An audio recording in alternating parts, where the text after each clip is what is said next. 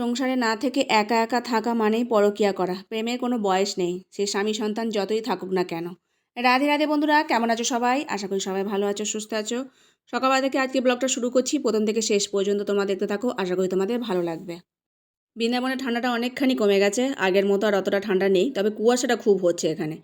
সকালবেলা ধোঁয়ার মতো কুয়াশা হচ্ছে, মানে যেমন ধোঁয়া ওড়ে সেরকমভাবে, দেখো সাদা ধোঁয়া হয়ে গেছে। আর জামা কাপড় মেলে দিচ্ছি ঠিকই আছে, কিন্তু বেলাতে আবার রোদ উঠে গেলে শুকিয়ে যায়। তারটা কালকে সখীর ছেলে জামাকাপড় তুলে নিয়ে গেছে, এই যে খুলে গেছিলো, সেটাকে আবার ভালো করে মানে মেলবো বলে, জামাকাপড় মেলবো বলে ঠিক করে দিলাম, নাহলে খালি খালি মানে নিচু হয়ে যাচ্ছে। জামাকাপড়গুলো স্নান করার পর রেখে দিয়েছিলাম বাথরুমের মধ্যে, ভেবেছিলাম রোদ উঠবে, তো অনেকখানি বেলা হয়ে গেছে, প্রায় 8টা বেজে গেছে। তো রোদ ওঠেনি এখনও, আমি তারপর ভাবলাম এখন মেলে দিই, বেলাতে যখন রোদ উঠবে তখন শুকিয়ে যাবে। সংসারে থেকেও পরকীয়া করা যায়, আবার সংসারে না থেকেও পরকীয়া করা যায়। সেদিনকে তো আমাকে একজন কমেন্টই করলো যে আমার অঙ্গভঙ্গি দেখে মনে হচ্ছে আমি কিসের জন্য এখানে আছি। পরকীয়া প্রেম দু রকমের হয়, আধ্যাত্মিক আর জাগতিক। আমরা পরকীয়া বলতে যা বুঝি তা হলো বিবাহ বহির্ভূত সম্পর্ক। একজন পুরুষ বা স্ত্রী বিবাহিত হওয়ার পরও অন্য পুরুষ বা স্ত্রীর প্রতি একটা অন্যরকম আকর্ষণ বোধ করে।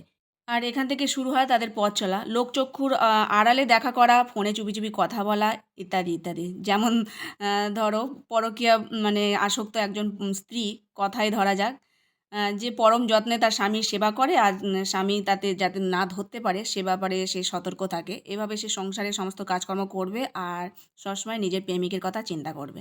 এটাই হচ্ছে পরকীয়া। কখন একটু তার সাথে দেখা করব, তার সাথে কথা বলবো, কিন্তু এর পরিণাম কী হতে পারে? বহু লাঞ্ছনা, অপবাদ, তাই না? কিন্তু আমরা যদি এই পরকীয়াটা পরমেশ্বর ভগবান শ্রীকৃষ্ণের সাথে করি, তাহলে আমাদের জীবনটা কতই না মধুর হয়ে যাবে। যার পরিণামস্বরূপ আমরা নিত্য আলায় ভগবানের বৃন্দাবন ধামে পৌঁছে যেতে পারি। সংসারের সমস্ত কাজ করব, কিন্তু মনে মনে সবসময় গোবিন্দের চিন্তা করব। এখন আমার ভগবানের এই সেবাটা বাকি আছে, এখন আমার ভগবানের জন্য এইটা বানাবো, ওইটা করব, সমস্ত কিছু ভগবানের জন্য চিন্তা করব। সেটাই হচ্ছে আধ্যাত্মিক পরকীয়া। আর জাগতিক পরকীয়ার মধ্যে কোনো আনন্দ নেই। সবসময় লাঞ্ছনা গঞ্জনা এবং চুরি করার মতো ভয়ে একটা সামনাসামনি করতে হয়। তো প্রেম যদি করতেই হয় তাহলে একমাত্র পরমাত্মার সাথেই করা উচিত। সে সংসারে থেকেও করা যায়, আবার সংসার ত্যাগ করেও করা যায়, কিন্তু আমি আমার স্বামী সন্তানকে নিয়েই আছি। আর যারা যেমন তাদের মানসিক চিন্তাভাবনাও সেরকম। কেউ যদি তার চিন্তাভাবনার সাথে অন্যের জীবনযাত্রা মিলিয়ে ফেলে, সেটা ভুল। ধীরে সমীরে যমুনা তীরে বসতি বনে বনমালী, বসতি বনে বনমালী, बसति बने वनमाली। गोपी पीन पयोधर मर्दन, चंचल करे युगशाली, चंचल करे युगशाली, चंचल करे युगशाली। সকালে ভগবানের জন্য করলাম গোলা রুটি, আর যে খেজুর গুড় ছিল সেই দিয়ে ভগবানকে সেবা দিয়েছিলাম। তরকারি ছিল, আমি একটুখানি গরম করে খেয়ে নিলাম। আর নলের গুড় ছিল, সেই দিয়ে গোলা রুটি খেতে খুবই ভালো লাগে। এটা হলো বিকেলবেলা বন্ধুরা। এই যে প্রতিদিনের 7 দিনের ভগবত পাঠ হচ্ছে, আমি আর লালির মা আবার যাচ্ছি ভগবত পাঠ শুনতে। তো খুব ভালো লাগছে প্রতিদিন, একটা আলাদা অনুভূতি লাগছে, প্রতিদিন শোনার জন্য আগ্রহ থাকে। আজকে হবে ভগবানের রাসলীলা আর ভগবানের বিবাহ, ওর ছোটোবেলা থেকে সমস্ত লীলাগুলো 7 দিন ধরে শোনাচ্ছে। আর এই যে চলে এসেছি, গিরিরাজকে দেখো কত সুন্দর করে সাজিয়েছে, আর ব্যাসপীঠে ব্যাসজি বসে আছেন, ভগবত পাঠ শুরু হয়ে গেছে, আমরা সকলে মিলে শুনছি। আর এই যে নাচ তো হবেই। তো আজকেও ভগবানের রাসলীলা, তারপর ভগবানের বিবাহ, সমস্ত কিছু আনন্দ উপভোগ করছি। তোমরা একটু শোনো, আর আজকে ব্রজবুলি তোমাদের শোনাবো, কি কথা বলতো ব্রজবাসীদের সাথে। आइयो आइयो देखियो देखियो कितना मोटो सो देवता, कितने मोटे से श्याम के ऊपर स्वर हुए। चलो जाते दो दो बात अंदर तो करे। मन सुखा मद मंगल दौड़े दौड़े गए, बोले भैया या देवता को स्वरूप और हमारे लाला कन्हैया को स्वरूप कछु मिलतो जुलतो सो लगे। हाँ अंतर इतना है, हमारो लाला कन्हैया ने एक छोटो है और ये देवता ने एक मोटो है। चलो जाते दो दो बात हमने करे।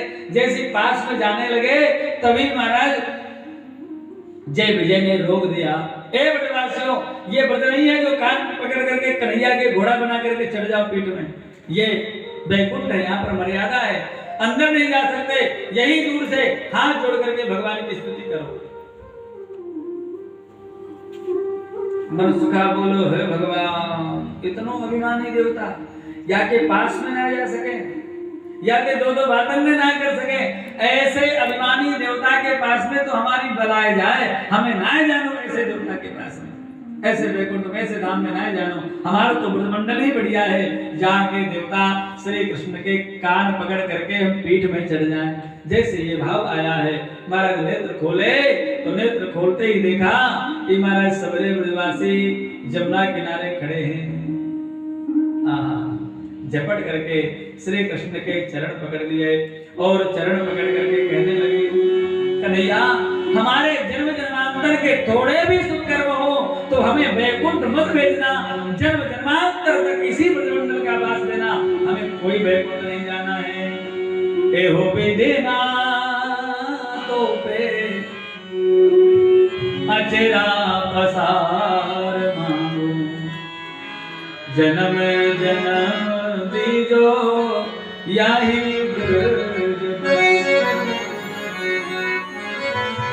याही ब्रज बसीबो।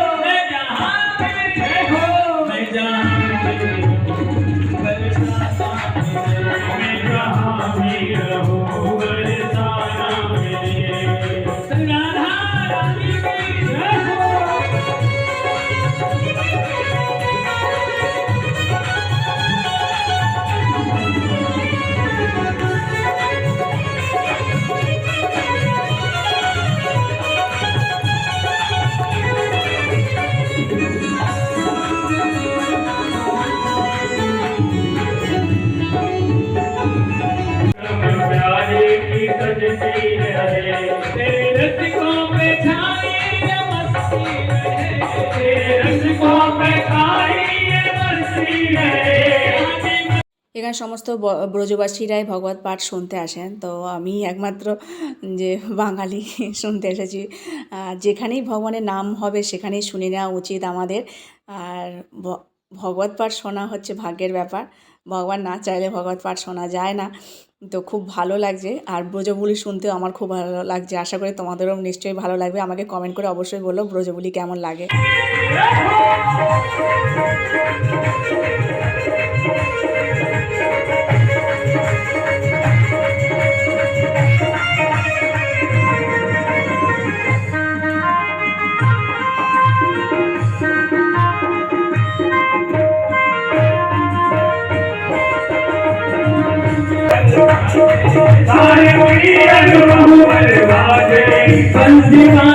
ব্রজবুলি অনেকখানি হিন্দির মতোই, একটু মানে ঘরোয়া ঘরোয়া, মানে নিজ নিজ ভাব একটা ব্যাপার আছে। ভগবান এরমভাবেই ব্রজবাসীদের সাথে কথা বলতো, মাখন চুরি করলে যাই হোক। চলে এসেছি, এখন দেখো রুটি করছি, আর একটু ফুলকপি আলু ভেজে নিয়েছি, বেগুন ভেজেছি আর বড়ি ভেজেছি। বেগুনের সাথে বড়ি ভাজাটা খুব ভালো লাগে, তাই ভেজে নিয়েছি, আর ফুলকপি আলু ভেজেছি। আর এই যে এখন ভগবানের বাটিতে সাজিয়ে দিচ্ছি, থালাতে রুটি দিয়ে আর ভগবানকে সেবা দিয়ে দেবো। আজকের মতো ভিডিওটা এখানে শেষ করছি। ভালো থেকো, সুস্থ থেকো, হরে কৃষ্ণ।